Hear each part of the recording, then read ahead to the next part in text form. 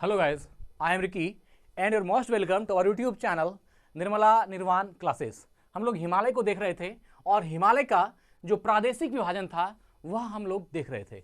तो हिमालय के प्रादेशिक विभाजन में हिमाचल हिमालय को हम लोगों ने देखा था, पहले कश्मीर हिमालय को देखा, फिर हिमाचल हिमालय को देखा, है ना, जिसको कुमाऊं हिमालय भी आप इसमें भी उसमें भी वह आ जाता है। और आज जो बारी है हमारा वो है, आज जो हम लोग देखेंगे वो है नेपाल हिमालय, है ना। यहाँ तक कश्मीर हिमालय को देखा, फिर हिमाचल हिमालय को, और आज नेपाल हिमालय को देखने की बारी है।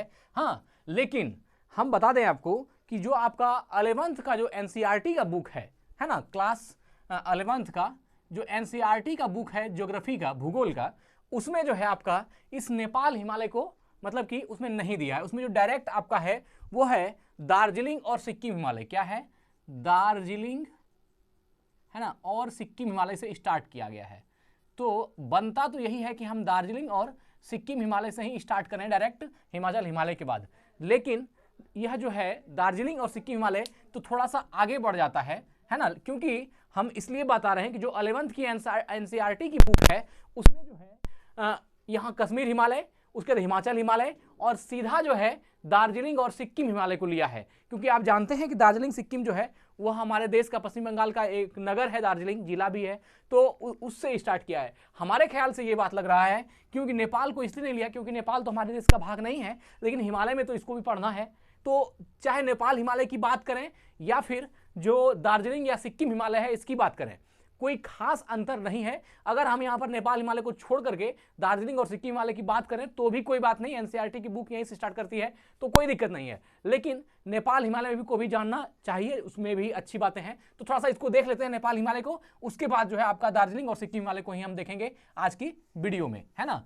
बस चलिए दार्जिलिंग और सिक्किम हिमालय को देखेंगे, उसके बाद अगला जो है अरुणाचल प्रदेश या असम हिमालय को देखेंगे, और अगली जो है वह पूर्व हिमालय, पूर्व की पर्वत चोटियां देखेंगे। बस काम खत्म हो जाएगा इसका। तो आज जो है पहले हम लोग नेपाल हिमालय के थोड़ा सा देख लेते हैं, उसके बाद दार्जिलिंग और सिक्किम हिमालय को भी इसी वीडियो में देख लेंगे।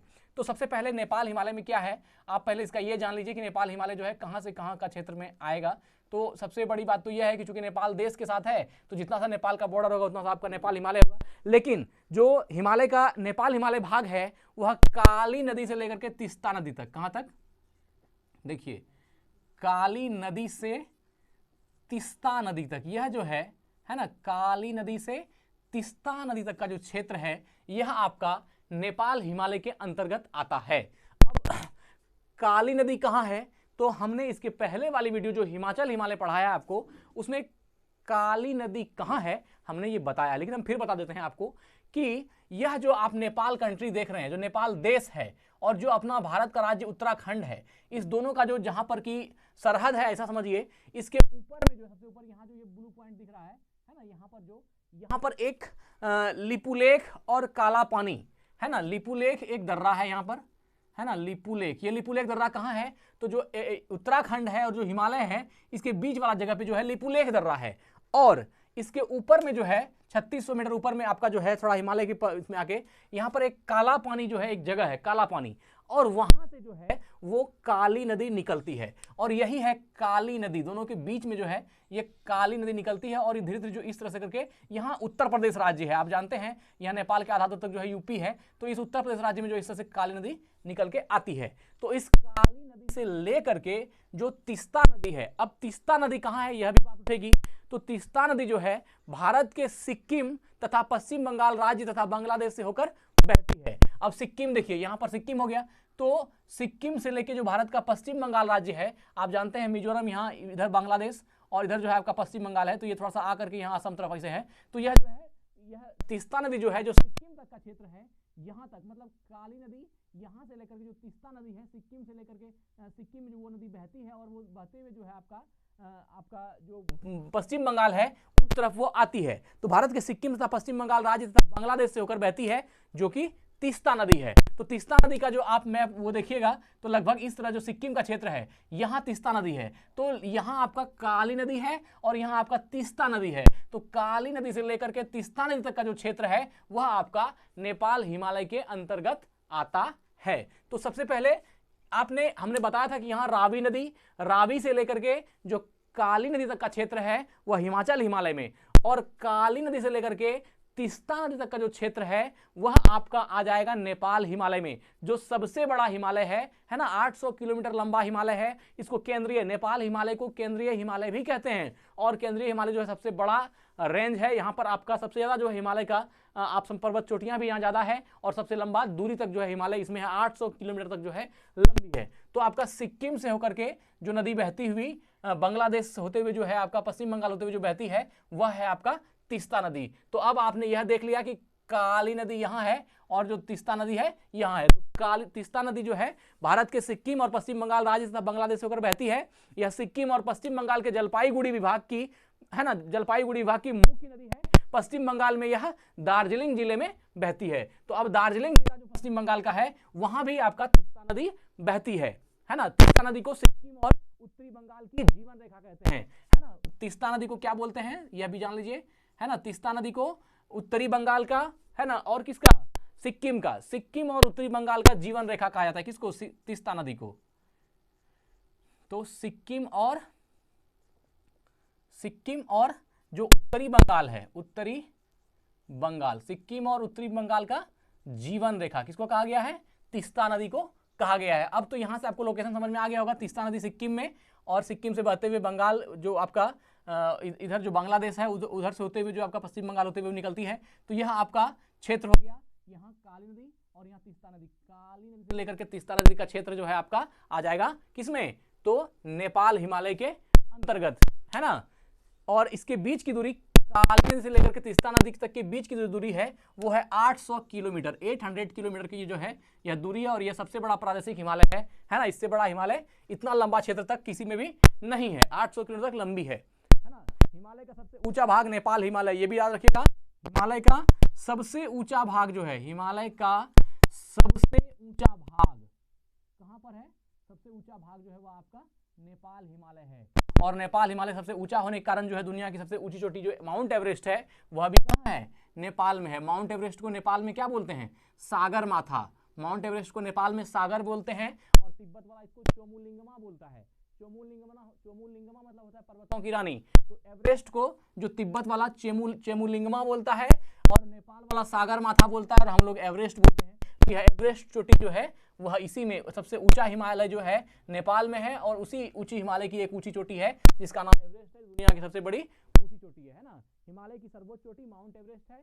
इसकी ऊंचाई 8,848 मीटर है, आप जानते होंगे 8,848 मीटर जो है ये ऊंची है, और ये नेपाल हिमालय के अंतर्गत आती है।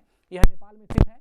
और नेपाल हिमालय की प्रमुख चोटियां जो है, तो नेपाल हिमालय की प्रमुख चोटियों में मुख्य रूप से जो है आपका कंचनजंगा अगर आप देखिएगा तो कंचनजंगा कहाँ है, सिक्किम में। सिक्किम कहाँ है, तो भारत में। कंचनजंगा तो अपने भारत का हो गया। तो कंचनजंगा को छोड़ करके जो है, क्योंकि नेपाल हिमालय में सिक्किम को भी ले लेता है, इसलिए कंचनजंगा वगैरह जो है वह आपका नेपाल हिमालय के अंतर्गत ही ले लिया जाता है। तो कंचनजंगा हो गया, मकालू, धौलागिरी, अन्नपूर्णा, है ना।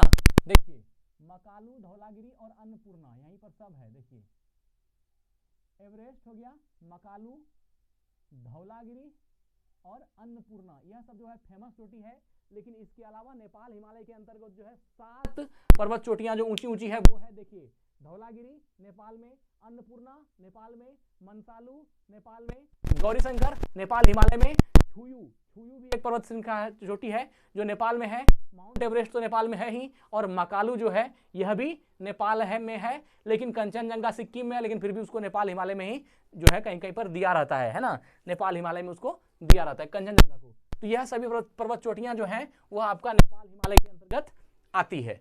ठीक है। तो अगर आपसे क्वेश्चन आता है कि नेपाल हिमालय का जो क्षेत्र है कहां से कहां तक होगा, तो काली नदी से लेकर के तीस्ता नदी तक, काली नदी से लेकर के तीस्ता नदी तक। काली नदी कहां है, तो काली नदी जो है उत्तराखंड और नेपाल के बीच में, उत्तराखंड और नेपाल के बीच में ऊपर पे जो है एक काला पानी जो है जगह है, और काला पानी से ही वह जो काली नदी है वो निकलती है। और यहाँ पर ये लिपुलेख दर्रा है जो कभी कभी भारत और नेपाल के विवाद का विषय भी रहा था। लिपुलेख दर्रा, ये लिपुलेख दर्रा दोनों के बीच में है, उत्तराखंड और नेपाल के। तो लिपुलेख दर्रा और काला पानी और लिम्पिया धूरा, है ना, लिम्पिया धूरा भी इसी में है। तो यह तीनों चित्र जो है, तीनों चीजें जो है इसी से है। लेकिन जो काला पानी वाला चीज है आपका, है ना, वह आपका ऊंचाई पर है। ठीक है ना। तो काली नदी जो है इसका उद्गम हिमालय स्थित काला पानी अर्थात लिपुलेख दर्रे के पास है। हमने कहा था लिपुलेख दर्रा यही है आपका, और ये आपका काला पानी है। तो लिपुलेख दर्रा और काला पानी बगल में ही है, और वहीं से वो काली नदी निकलती है, जो कि पिथौरागढ़ उत्तराखंड में स्थित है। उत्तराखंड के क्षेत्र में वो पिथौरागढ़ में आ जाता है आपका कौन, तो काला पानी, जहां से कि काली नदी निकलती है। यह घाघरा की सहायक नदी है। इसका उद्गम स्थान बृहत हिमालय है। उद्गम स्थान कौन है, बृहत हिमालय, जो महान हिमालय है। महान हिमालय में ही जो है आपका 3600 मीटर की ऊंचाई पर स्थित है काला पानी नामक स्थान। इस महान, पहले लघु हिमालय है फिर महान हिमालय है। महान हिमालय में 3600 मीटर की ऊंचाई पर है ना, 3600 मीटर की ऊंचाई पर एक स्थान है जिसका नाम है काला पानी। और यही काला पानी जो है उद्गम स्थल है किसका, काली नदी का। जो काली नदी है, जो घाघरा की सहायक नदी है, इस काली नदी का जो उद्गम स्थल है वो बृहत हिमालय में 3600 मीटर की ऊंचाई पर काला पानी है, वहीं से वो बहते हुए आती है ना। स्थान है काला पानी उत्तराखंड राज्य के पिथौरागढ़ जिले से जो है उसको पिथौरागढ़ जो है उत्तराखंड का वहां चलता है। ठीक है, ये तो हमने काला पानी के बारे में जाना गया। अब जो तीस्ता नदी है वो कहाँ है, तो तीस्ता नदी भारत के सिक्किम और पश्चिम बंगाल राज्य तथा बांग्लादेश से होकर बहने वाली नदी है। सिक्किम और पश्चिम बंगाल के द्वारा जो है, जो आपका बांग्लादेश से होकर के बहने वाली नदी है। यह सिक्किम और पश्चिम बंगाल के जलपाईगुड़ी विभाग की मुख्य नदी है। पश्चिम बंगाल में यह दार्जिलिंग जिले में बहती है। पश्चिम बंगाल की जो दार्जिलिंग जिला है वहीं से यह बहती है ना। और तीस्ता नदी को सिक्किम और उत्तरी बंगाल की जीवन रेखा भी कहा जाता है। मित्र, इसमें नेपाल हिमालय में नॉर्मल चीज था जो हमने बता दिया, कहां से कहां तक था, कौन सी पर्वत चोटियां थी, सबसे ऊंची पर्वत चोटी कौन सी है, यह सब तो आपने नेपाल के बारे में जान लिया। अब हम जानते हैं जो सिक्किम और दार्जिलिंग हिमालय है उसको हम जो है अब उसको पढ़ेंगे कि दार्जिलिंग और सिक्किम हिमालय क्या है ना। उससे अब वहां से स्टार्ट करते हैं, दार्जिलिंग और सिक्किम हिमालय से, तो नेपाल हिमालय को यही एंड करते हैं।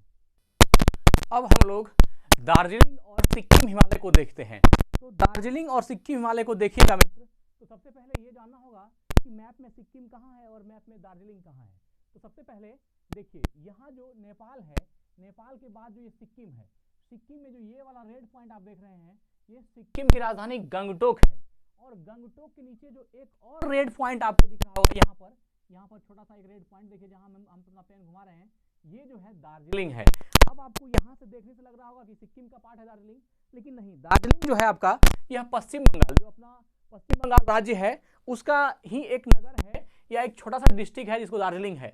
अब आपको लगता होगा कि यहाँ पर पश्चिम बंगाल कैसे आएगा, तो आप मैप को जब गौर से देखिएगा तो चूंकि यहाँ पर बांग्लादेश है और पश्चिम बंगाल जो है आपका कुछ थोड़ा यहाँ पर आकर के है, लेकिन थोड़ा जो है ये ऊपर आकर के पश्चिम बंगाल का जब मैप देखिएगा आप, तो बांग्लादेश के किनारे किनारे जो है थोड़ा सा यहाँ ऊपर तक आया हुआ है पश्चिम बंगाल, है ना। ये पश्चिम बंगाल यहाँ तक आया हुआ है। तो पश्चिम बंगाल जो है हल्का सिक्किम को जो है और भूटान के बीच में भी कुछ भाग को जो है वह पश्चिम बंगाल में आता है। तो पश्चिम बंगाल का ही क्षेत्र है दार्जिलिंग। तो अगर जब तक ये पता नहीं होगा कि कौन सी चीजें कहाँ है तो फिर पढ़ने में मजा नहीं आता है। तो ये हो गया आपका सिक्किम और ये दार्जिलिंग। तो यहाँ हमने लिखा दार्जिलिंग और सिक्किम हिमालय। तो क्या इतने सा क्षेत्र का हिमालय, ऐसा बात नहीं है, इसके दरमियान जो है बहुत सारा हिमालय का क्षेत्र है। और चूंकि जानते हैं कि सिक्किम दार्जिलिंग जो है हमारे पश्चिम बंगाल राज्य का हिस्सा है, तो जो हम अगर स्टडी करते हैं नेपाल का, हम अगर स्टडी करते हैं हिमालय का, तो हमारे लिए नेपाल हिमालय से भी कहीं ज्यादा बेहतर है सिक्किम और दार्जिलिंग हिमालय, क्योंकि ये हमारे देश का हिस्सा है और यहाँ से हम अपने जो देश के करीबी हिमालय करीबी क्षेत्र है उसको हम बेहतर ढंग से जान सकते हैं। तो सिक्किम हिमालय और दार्जिलिंग हिमालय, है ना, दार्जिलिंग हिमालय। तो इस हिमालय में ही जो सिक्किम और दार्जिलिंग हिमालय है, इसके पश्चिम में नेपाल है। आप यहाँ से देखिएगा तो सिक्किम हिमालय या दार्जिलिंग हिमालय के पश्चिम में क्या है, नेपाल है, पूरब में क्या है, भूटान है। तो सिक्किम और दार्जिलिंग और सिक्किम हिमालय के जो पूरब में है वह पश्चिम में है वह नेपाल है, और दार्जिलिंग और सिक्किम हिमालय की जो पूरब में है वह भूटान है। क्योंकि आप जानते हैं ऊपर नॉर्थ, नीचे साउथ, इस तरफ ईस्ट और इधर वेस्ट। तो इसके इस तरफ जो होगा वेस्ट मतलब पश्चिम में नेपाल और पूरब में भूटान।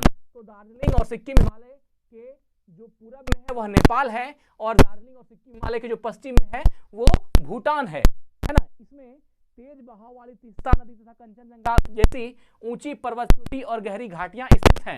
ये बात देखिए, अभी हमने तीस्ता नदी का बात किया था, है ना।